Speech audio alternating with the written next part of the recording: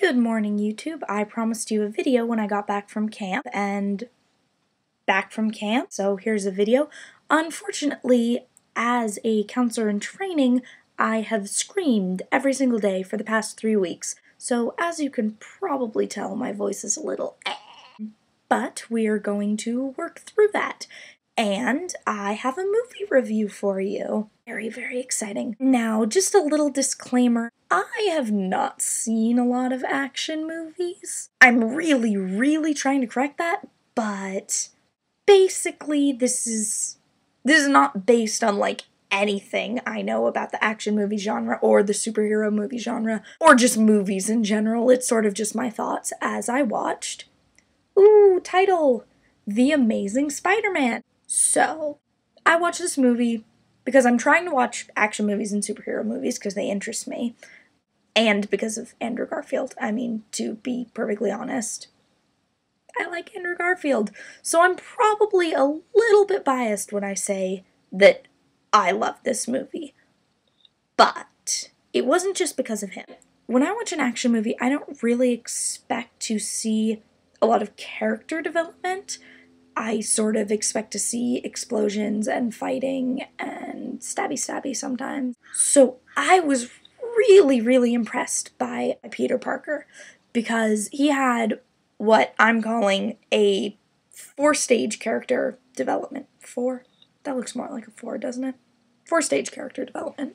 The movie starts with little Peter Parker looking for his dad in like a game of hide and seek and being really disappointed when he can't find him, and then he comes across the disrupted study and all that, and it gets real basically. But the thing about the hide and seek is it shows Peter's relationship with his parent.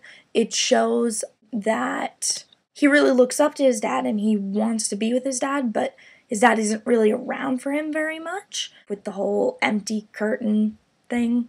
And then that whole point is emphasized later in the movie with the briefcase, and he's wearing his dad's glasses because he wants to be like his dad, and blah blah. Not to mention, understand why his dad abandoned him, but, you know, that makes sense. That's sort of just normal.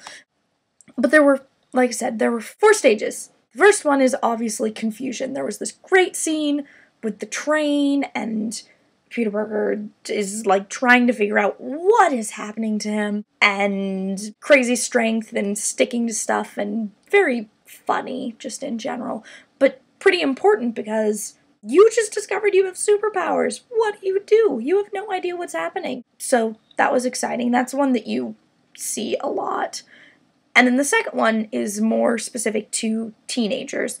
When you find out that you're quote-unquote superior to everyone around you, generally go after the bullies. So he does, and he makes the bully's life miserable. And now at this point, the mentor generally comes in and is like, hey, wait, child, superhero, yeah, you're really cool, but because you are better than all these people, you have different values, you're not going to hurt people. With great power comes great responsibility, basically. So you get a little bit of that when Peter's uncle comes in.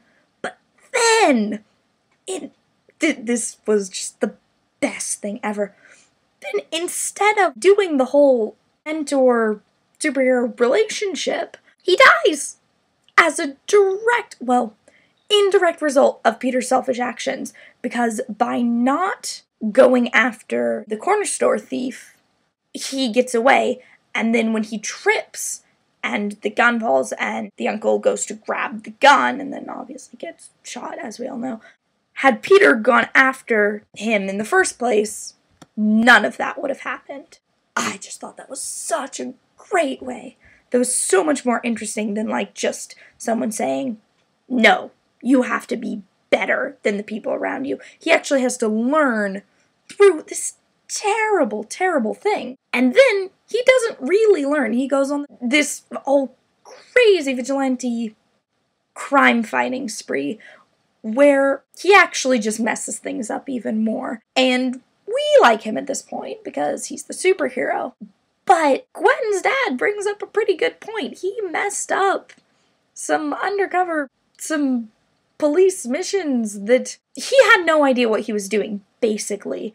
So that's the third scene. Crazy vigilante, revenge, all that. Sorry, third stage. And then the last one is finally he understands what his values are and that he's there to save people. And that turning point is on the bridge with the little boy.